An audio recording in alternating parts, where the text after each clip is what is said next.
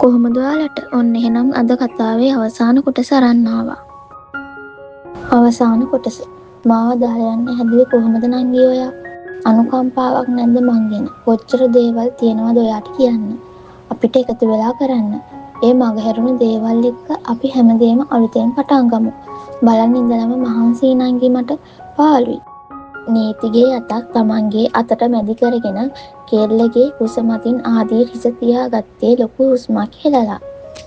අද හවස කෙල්ලට අමාරු වුණා කියලා කෝල් එක එනකොට ආදීර් හොස්පිටල් එකට ආවේ පිස්සෙක් වගේ. සිතුවිලි වල හිර වෙලා ඒ විදිහටම හිටපු ආදීර් ගැස්සුනේ කොල්ලගේ දෑතට මැදි වෙලා තිබුණ කෙල්ලගේ අත කොල්ලගේ අතට තෙරපෙනවා දැනෙද්දි. නීති ඉසෝසවනවත් එක්කම කොල්ල දැකේ ක්‍රමක්‍රමයෙන් දෑස් ඉවර කරලා මලානික බැල්මකින් කොල්ල දිහා බලාගෙන ඉන්න නීතිව. ඇඟිලි නමන්න පුළුවන්ද? වෛද්‍යවරයෙක් අහද්දී නීති හෙමින් අතේ ඇඟිලි නවල ආයෙමත් දිගහැරියේ ආදීර්ගේ වගේම කෙල්ලගේ අම්මටත් සෙනසුලිදායක අදහසක් නැගෙද්දී. කොහොමත් ටික කාලයක් යනකන් හිරිවැටිලා වගේ දැනෙයි. ඒත් දිගටම දෙන එක්සර්සයිස් කරන්න. මාසයක් විතර ගත වී සාමාන්‍ය වෙන්න. කෙල්ලව පරීක්ෂා කරලා බලලා වෛද්‍යවරයා පිට වෙද්දී නීති අතට වාරු වෙලා නැගිටින්න හැදුවත් ආදීර් කොට්ටේ ඇඳ විට්ටමට හේතු කරලා නීතිව කොට්ටෙට හේතු කරේ කෙල්ලගේ අම්මා කෙල්ල ගාවට එනකොට. අම්මා චූටි මං එළියට ගිහින් එන්නම් අම්මා. නීතිටයි අම්මටයි කතා කරන්න ඉඩ දීලා ආදීර් එළියට යන්න යද්දී නීති අම්මගේ අතක් මතින් කෙල්ලගේ අතක් තිබ්බේ අම්මගේ මුහුණේ මලානික හිනාවක් ඇදෙනකොට. ඔයා නැගිටලා මං නැගිට්ටට ඔයා ළඟ හිටියේ නෑනේ චූටි. අනේ මං බය වුණා ආයේ මගේ චූටි කෙල්ලව දකින්න නැති වෙයි කියලා. මාත් අම්මා ඔයා ළඟට ඇවිත් මං කී දවසක් නම් ඔයත් එක්ක කතා කරාද? ඒත් ඔයා ඇස් ඇරියේ නෑ. ඔයා කියපු හැම දෙයක්ම මට ඇහුණ චූටි. ඒකයි මං ඉක්මනට නැගිට්ටේ. ඒත් මං කොච්චර කල් මෙහෙම හිටියද අම්මා? අනික සර් එතකොට අර මිනිස්සු හැම දෙයක්ම අපි හිමින් කතා කරමු චූටි. මුලින් ඔයා සනීප වෙලා ඉන්න. මං පුතාට කතා කරන් එන්නම්. කෙල්ලගේ හිස් මුදුන සිපගෙන කෙල්ලගේ අම්මා රූම් එකෙන් යන්න ගියේ තවත් ටික වෙලාවකින් ආදීර් ඒ දොරෙන් මතු වෙනකොට. සර් බලන් හිටියා මං ගොඩක් කල්. කෙල්ලගේ අතත් දෝතට මැදි කරගෙන ආදීර් කියනවා. මාත් ඒ කොහොමද? මගේ හැම හීනෙකම සර් හිටියා. ආයේ කිසිම දවසක මේ වගේ මාව තනි කරලා යන්න හිතන්නවත් එපා. ඒ දවසට මම මොනවා කරයිද කියලා මංවත් දන්නේ නෑ. යන්නේ නෑ දැන් නම් අයියේ. එයා එළෙව්වත් යන්නේ නෑ. මොකක්ද කිව්වේ? මට ඇහුනේ නෑ. මොකුත් නෑ. නේති. ඇහිලත් ආයේ අහන්නේ. ආයේ කියන්න. අයියා කියලා. මරු අයියා. පොල්ලන්ගෙන් බේරගන්න නංගිලා යන්න ඕනේ. නීති ආදීර්ගෙන් මිදිලා මූණ අනෙක් පසට හරවගත්තත් ඒ සැනින් කෙල්ලගේ නිකටෙන් අල්ලලා කෙල්ලගේ මූණ ආදීර් තමන්ගේ පැත්තට හරවගත්තේ ඒ ඇහුණ වචන විශ්වාස කරන්න බැරුව. කොහොමද දන්නේ ඒ මම කියලා නංගි? ආදීර් කෙල්ලගේ මුහුණ දෝතට අරගෙන ඒ ඇස්වලටම එබීගෙන ඇහුවත් ඊළඟ මොහොතේ දොරෙන් මතු උණු කෙනාව දිහාවට දෙන්නම හැරුණා. සෝරි මං වෙන වෙලාවක එන්නම් මචං. හර්ෂ අයියේ හර්ෂ වරෙන්. හර්ෂ ආයෙම හැරිලා යන්න ගියත් ආදීර් වගේම නීති කතා කරනකොට ආයෙමත් ඇතුළට ආවේ ආදීර්ට එහා පැත්තෙන් වාඩි වෙලා තුන්දෙනත් එක්කම කතාවට වැටෙනකොට. යන්න කියන්නකෝ. බෑ පවුනේ. ඕ කොහෙද පව්? මන්නේ පව්. හර්ෂ ඇවිල්ලා පැයක් විතර ගත වෙද්දිත් හොස්පිටල් රූම් එකේම රැඳිලා ඉද්දි ආදීර් හඬ බාලා කරලා කිව්වේ නීතිට. ආපු කෝල් එක ආන්සර් කරන්න හර්ෂ අඩි 5-6ක් ඉස්සරහට ගිහින් ජනේලෙට ලං වුණත් ජනේල වීදුරුවෙන් නීතිගේ ආදිරිගේ කෝලම් හර්ෂට කෝල් එක අතරේ පේනවා. හරි බං එහෙම කරමු. කෝල් එක කට් කරලා හර්ෂ ආපහු එනකොට නේතිගෙනුයි ආදීර්ගෙනුයි සද්දයක් නැහැ. මං යන්නම් නංගි. සයිට් එකේ වැඩක් බලන්න තියෙනවා. දැන්ම නේති හර්ෂගෙන් අහද්දී ආදීර් නේතිට ඇස් වලින් තරවටුවක් කරා. ඔව් නංගි. දැන් ඇවිල්ලත් පැයකට වැඩියිනේ. ඉස්සරහට කොහොමත් අපි හම්බ වෙන එකනේ. මං යන්නම් ආදීර්. යන්නම් නංගි. හරි අයියේ. හරි බං. කෝල් එකක් දාපන් ගෙදර ගිහින්. හර්ෂ දොලෙන් පිට වෙලා යද්දී නේති මෙතෙක් වෙලා හිර කරගෙන හිටියේ හිනාව එළියට දැම්මේ. මොකද හිනා වෙන්නේ? මම මොනවට හිනා වෙන්නද? මුහුණට වැටුණු කෙස් රොදක් ඇඟිලි හා මෙහා කරලා අපහසුවෙන්ම වගේ නේති කනහඟ රදව ගත්තා. හර්ෂ ඔයාගෙන හොප්ස් තියන් හිටියා. ආදීර් කියද්දී නේතිට නොදැනුවත්වම හුස්මක් පිට වුණේ හර්ෂ ගැන අනුකම්පාවෙන්. මොකද කෙල්ලට හර්ෂට උත්තරයක් දෙන්නවත් හම්බ වුණේ නැහැ. ඌව ඒවා අමතක කරලා ඉවරයි. නේතිගේ හිස්සිතගේ තේරුම් ගත්තා වගේ ආදීර් කිව්වේ කෙල්ලගේ හිස මතින් අත තියලා. සර් මට තැනකට යන්න ඕනි. අපි හොඳ වුණාම යමු. දැන්ම යන්න ඕන මට. නේති ඔයාට මං කියලා තැන අහගෙන ඉන්නකෝ ඉස්සෙල්ලා කියන්නකෝ. හොස්පිටල් එකේ තියෙන උසම තැනට මාව එක්කන් යනවද? කෙල්ල පොඩි එකෙක් වගේ ඇස් හීනි කරලා කිව්ව විදිහට ආදීර් හා කියන හිස සැලුවේ කොල්ල නොහිතුව තැනක් ගැන කෙල්ල කිව්ව නිසා. දැන් හරිද? වීල් චෙයා එක තල්ලු කරන් ආදීර් ආවේ හොස්පිටලයිස් එකේ රූෆ් টොප් එකට. තව ටිකක් එහාට යමුද? අර හරියට. නේති පෙන්නුවේ රූෆ් টොප් එක කෙළවර. මොකුත් නොකියම ආදීර් වීල් චෙයා එක තල්ලු කරගෙන ගිහින් නැවතුනේ රූෆ් টොප් එක කෙළවරින්.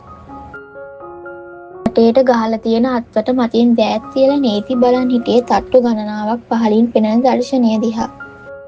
දහස් ගාණක් වාහන එහෙ මෙහෙ යන හැටි, මුළු නගරෙම විදුලි බුබුලු වලින් ආලෝකමත් වෙලා තියෙන හැටි කෙල්ල බලන් හිටිය ආසාවෙන්. ඊටත් අවුරුදු ගාණක් එකම තැන කොටු වෙලා ඉඳලා මේ වගේ නිදාසේ හුස්ම ගන්න ලැබුණමයි. ලස්සනයි නේද? ඈතින් පේන ගොඩනැගිලි දිහාම දැයසමු කරගෙන නේති ඇහුවේ ආදීර්ගෙන්. ආදීර්ගේ ඇස් රැඳිලා තියෙන්නේ නේති මත්තේ. උද්‍යෝගයෙන් දිස්න දෙන ඒ ඇස් තුළඟ එහෙ මෙහෙ යන කෙහෙරැල්ල මොවාග රැඳුණු මදහස. මතකද සර්ට එදා ඩ්‍රින්ක් කරන් අපේ ගෙදර ආවේ? ආදීර් ඒ විදිහටම නේති දිහා බලාගෙන ඉන්නකොට නේති ආදීර් දිහාවට හැරුණා. අත් දෙකත් එකට කරලා බැඳගෙන ආදීර් බලන් ඉන්නවා. එදා තමයි මං දැනගත්තේ ග්‍රවුන්ඩ් එකේදී අවුරුදු ගානකට කලින් මට හම්බුනේ සර්ව කියලා. ආදීර්ව ගේ මූණ හැඟීම් කියවන්න උත්සාහ කරන අතර කිව්වත් ආදීර්ගේ මූණේ හැඟීම් වල කිසි වෙනසක් නැහැ. එච්චරයි ඉතින්. කවුද හිතුවේ සර්ව ඒ විදිහට ආයේ හම්බ වෙයි කියලා? ඊටත් අවුරුදු ගානකට පස්සේ. එච්චර ඉතින් නැත්තටම. ඇයි තව මොනවා හරි කියන්න ඕනේද?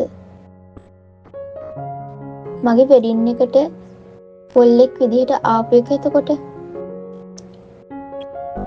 මෙතෙක් වෙලා කිසිම දෙයක් නොකිය හිටපු ආදීර්ගෙන් ඒ වචන පිට වෙනකොට නම් නේතිගේ මූණේ තිබ්බ සිනහව නැති වෙලා යන්න වැඩි වෙලාවක් ගියේ නැහැ. ඇයි උත්තරයක් නැත්තේ? නේති අමුතු බැල්මක් ඇස්වල රඳවන් ආදීර් දිහා බලාගෙන ඉන්නවා විතරයි. ඒත් ඒ බැල්මේ තේරුම කියවන්න නම් ආදීර් දන්නේ නැහැ. මන් නොකිව්වට සර් හැම දෙයක්ම දන්නවනේ නේද?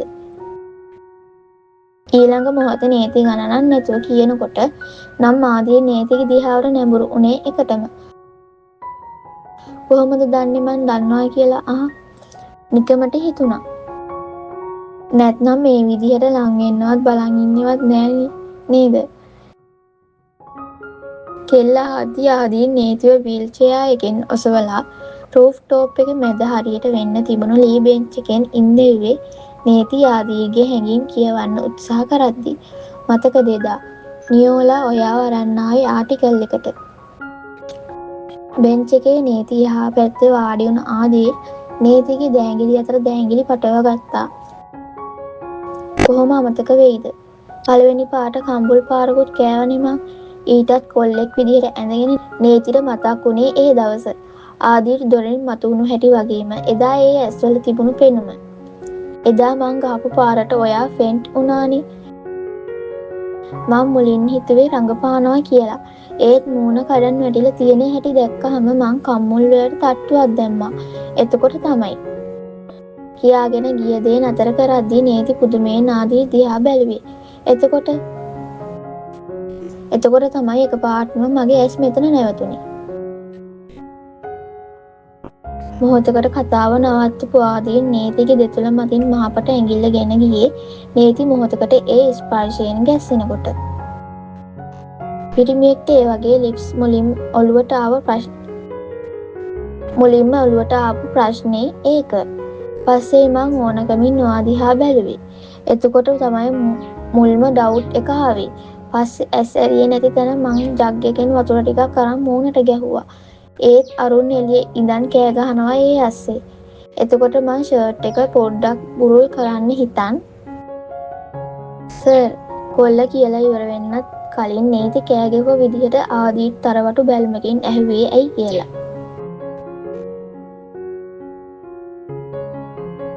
එතකොට එදා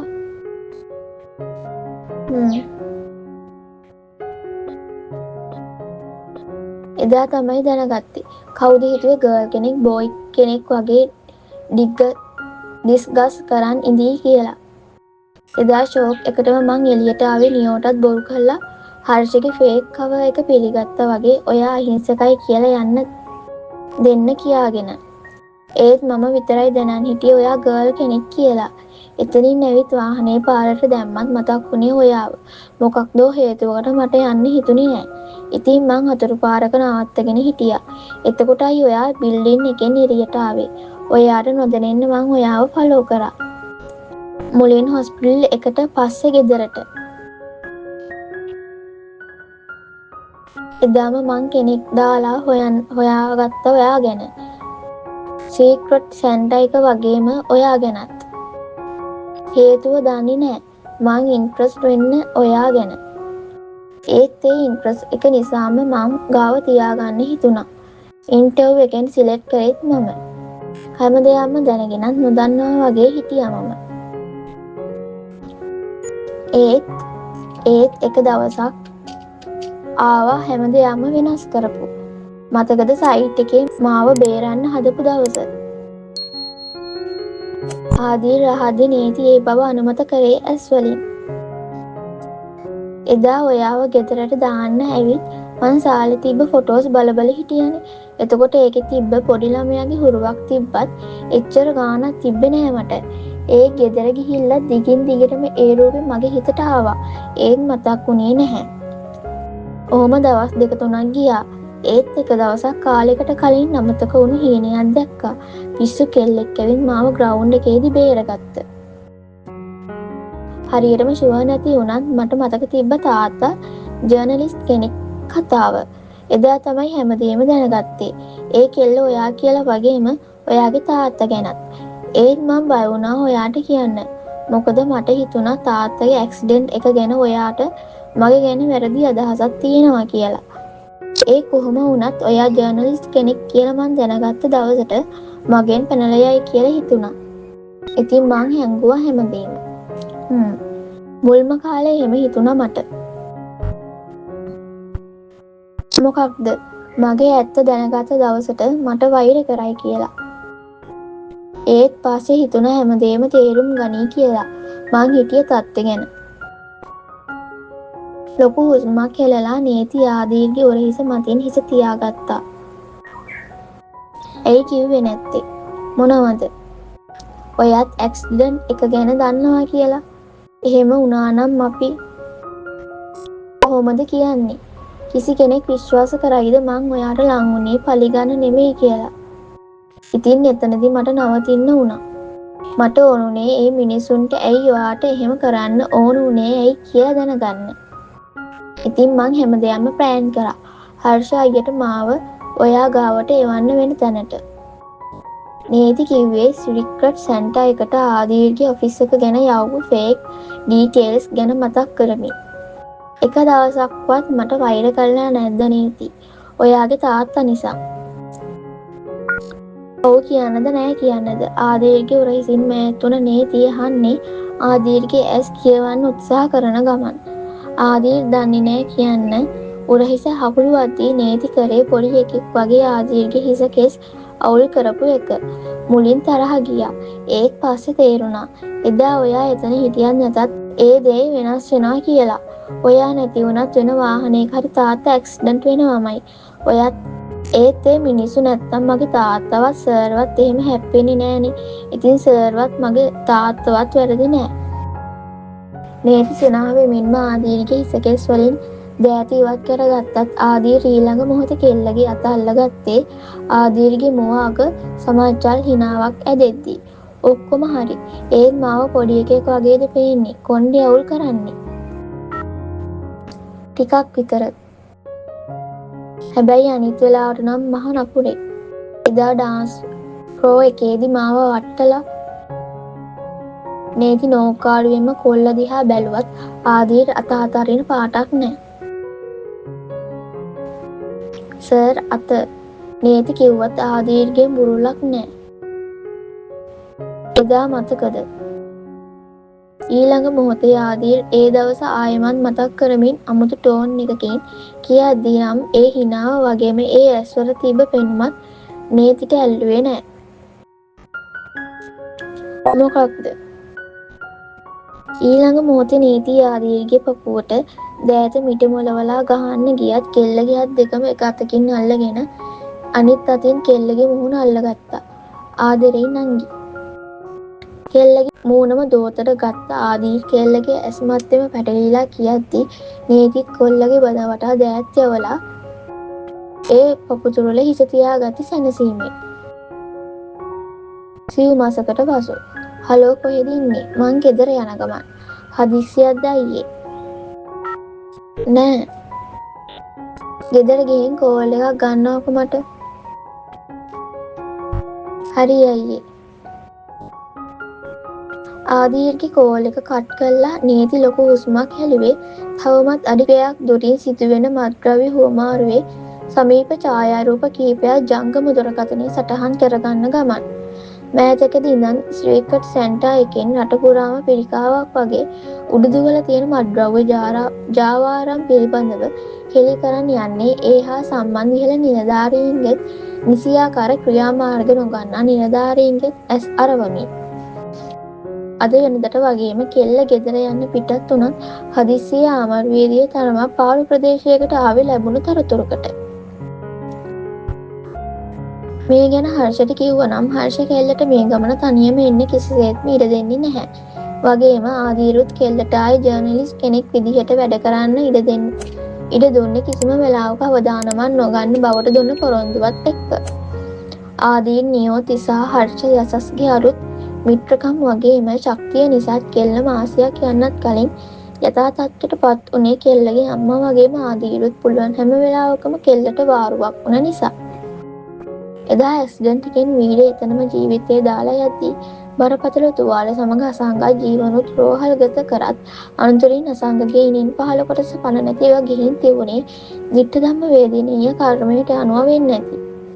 අවසානයේ පෙර කළ හැම වැරැද්දකටම අසංගත ජීවන්ටත් නීතියෙන් දඩුවම් ලැබෙද්දී නේතිගේ තාත්තගේ නමත් පිරිසිදු උනේ පමා වෙලා හරි සත්‍ය ජයගන්න නිසාම වෙන්නේ නැති. ඒකත් හරි. ෆෝන් එක සාක්කුවට දාගෙනම නේති හරස් පාරෙන් ප්‍රධාන පාරට ආවේ ආදීර්ට හසු නොවී පුළුවන් ඉක්මනින් ගෙදර යන්න හිතාගෙන නගිනවා. නෝගයකට හන්දියේදී ආදීර්ගේ වාහනේ කෙල්ල ළඟින් නවත්තද්දී නේතිට ආදීර් දිහා බැලුනේ. ආයෙමත් සුපුරුදු සොරේට මාරු වෙලා හිටිය නිසා බය වෙන්න දෙයක් නොතිබ්බත් ආදීර්ගේ මූණ එක්ක මොකක්ම හරි අවුලක් තියෙන බව නම් කෙල්ලට විශ්වාසයි. අයියේ ආදීර් දෙපාරක්ම ආයේ කිව්වත් ගණන් ගන්නේ නැති වුණාට තුන්වෙනි පාර නම් ආදීර් නේති දිහාවට හැරුණා. මොකද හොරවගෙනම වගේ ආපු විදියට නීති අහන්නත් බයයි කොහෙද යන්නේ කියලා. ඇයි මේ? කොහෙද යන්නේ අපි? ගියාම බලනවා. ගිහිල්ලම බලමුකෝ ඉතින්. ආදීර්ගෙන් තවත් උත්තරයක් නැති තැන නීති අත් දෙකත් එකට බැඳගෙන වීදුරුවෙන් එළිය බලාගත්තේ. ආදීර් නීති දිහා නොබලා දිගටම ඩ්‍රයිව් කරද්දි බහිනවා. අන්තිමට අවුරුදු ගානකට කලින් ආදීර් නීතිට තමන්ගේ කතාව කිව්ව තැනටම ඇවිත් නතර වෙලා. එදා වගේම පහළ කලබලෙන් හිමේ යන වාහන ගොඩනැගිලිවල විදුලි පිපුරු රෑ හසේ තරු හොඳට පේනවා. ආදීර් නිහඬවම කාර් එකේ බොනට් එකෙන් වාඩි වෙද්දී නීතිත් ආදීර්ව අනුගමනය කරේ. කියන කිසි දෙයක් කනකට ගන්නේ නෑනේ තමසේ. ඒකනේ අදත් තාමල් ස්ට්‍රීට් එක අස්සේ රිංගුවේ.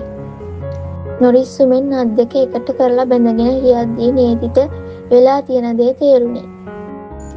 දැන් අහන්න එපා කොහොමද දන්නේ කියලා. ඇත්තමයි නංගි තමසේ නම්. කෙල්ල උත්තරයක් දෙන්නත් කලින් ආදීර් නෝකාඩුවෙන්ම කිව්වත් ඊළඟ මොහොතේ ආදීර් නොහතුව විදිහට කෙල්ල ආදීර්ගේ ඉස්සරහට ඇවිත් කොල්ලගේ ඇඟට හේතුනේ අනවසරයෙන්ම ආදීර්ගේ දෑත් ඇඟ වටා රඳවගෙන. මා රැවටෙන්නේ නෑ ඔහොම ළඟට ආවට. කවුද රැවටෙන්නේ කිව්වේ? දැන් අහපු දෙයට උත්තර දෙනවා. මටත් බොරු කියලා තමසේ කුඩුගාරුවේ අස්සේ රිංගුවාම හරිද? තමසට මොකක් හරි වුණොත් මට ඉඳලා වැඩක් තියනවද නංගි? තේරුම් ගන්නවා. එකපාරක් වුණා වගේ දෙයක් ආයෙ දරා ගන්න තරම් හයියක් නෑ මට. ඒ නිසා මං ගැන හිතනවා නම් කරුණාකරලා තනියෙන් ඔය විදියට යන්නේක නවත්තන්න. මං අනිත් දේවල් වලට එපා කිව්වේ නෑනේ. ආයේ යන්නේ නෑ. අද මැසේජ් එක හම්බ වෙනකොට අපි ඕෆ් වෙලා ඉවරයි. ඒකයි මං තනියෙන් ගියේ. ඒ වුණාට පොඩි ළමයි බලන් ඉද්දි විනාශ කරන්නේ මිනිස්සු අයියේ. පුළුවන් ඉක්මනට ඔය ජාවාරම් තුරන් කරේ නැත්තම් අනාගතේ අපිට රටක් කියලා දෙයක් ඉතුරු වෙන එකක් නැහැ. අපේ ළමයි ඒ වගේ සමාජයක ඉපදෙනවට මං කැමති නෑ. ඉතින් එහෙම වෙන්න දීලා බලන් ඉන්න පුළුවන්ද මට? අදට කමන්නේ. ඒත් ආයෙම ඔය වගේ දේවල් වෙන්න බෑ. යන්නම ඕනේ නම් මට කතා කරනවා. මං හරි එන්නම් කවුරුවත් නැත්තම්. වත් ලංකාවේ ප්‍රසිද්ධ ෆේමස් බිස්නස්මන් මේ මාත් එක්ක ජාවාරම් අල්ලන්න එනවා. නීති hina වෙමින්ම ඇහුවත් ඊළඟ මොහොතේ ආදීර් දුන්න උත්තරේට ඒ hinaව නවතින්න වැඩි වෙලා ගියේ නැහැ. අන්න වැරදිලා. ඒ එන්නේ ෆේමස් බිස්නස්මන් කෙනෙක් නම් නෙමෙයි. මේ ජර්නලිස්ට් නෝනගේ අයිතිකාරය. හරිද? ආදීර් කෙල්ලගේ අග වටා තිබ්බ දෑත් තවත් දැඩි කරමින් කන් දෙපැත්තකට ලං වෙලා කියද්දි නීති සීතල වෙලා ගියා. අයියේ. දැන් තනියෙන් හිටිය ඇති කියලා හිතෙන්නේ නැද්ද? මේ අවුරුද්දට මට 30ක්. ඉක්මනට අපි අපේ කියලා පවුලක් හදාගමු. ඔයා මම තාත්තා අම්මා වගේම අපේ පැටව් ටිකක්. ආදීර් කෙල්ලගේ උරහිස මතින් හිස තියලා කියද්දි නීති කෙල්ලගේ මද වටා ඇතිලා තිබ්බ ආදීර්ගේ දෑත් මතින් දෑත් තියාගත්තා. මහා නේද? නැත්තම් ඔයාට තව කල් ඕනේද නංගි? ආදීර් රහණේවට නීතිට හිනත් එක්ක. අයියේ උරහිස මත හිස තියාගෙනම ආදීර් උත්තර දෙනවා. අපි බඳිමු ඉක්මනට. එතකොට ඔයාගේ හීන කාලයෙන් කාලෙට වෙනස් වෙනවා අයියේ. ඒ කාලේ මට ඕනුනේ බෙස්ට් ජර්නලිස්ට් වෙන්න උනාට දැන් ඕන මං ආදරය කරන පිරිමියා එක ජීවිතේ බෙදාගන්න. ඒ ඔයා. ඉතින් මේ විදිහටම ඔයා හැමදාම මං ගැනගෙන හිටියනම් ඒ මට ඇති. පොරොන්දු වෙනවා මේ අත කවදාවත්ම අත්හරින්නේ නෑ කියලා. ඈත් වෙන්න දෙන්නේවත් ඈත් කරන්නේවත් නෑ කියලා. හෙට ඉඳන් උදා වෙන හැම තප්පරයකදීම අමාරු තැන්නේ. ඒත් ඒ හැම දෙයකටම අපි එකට උත්තර හොයමු. ආදීර් නීතිව තමන්ගේ පැත්තට හරවගෙන ඒස් මැත්තේම නැවතිලා කියද්දී නීතිගේ මුවේ දහසක් නැගුණෙත් ආදීර් කෙල්ලගේ මුහුණ දෝතට අරගෙන කෙල්ලගේ නළල් තලය මත කොල්ලගේ සීතල දෙතොල් නතර කරද්දී ඒ ස්පර්ශයෙන් නේතිගේ ඇස් පියවලා ගියේ කඩා වැටෙන තරුවක් උදාවෙන නුදුරු අනාගතයට සාක්ෂියක් වෙද්දී. සමත්යි.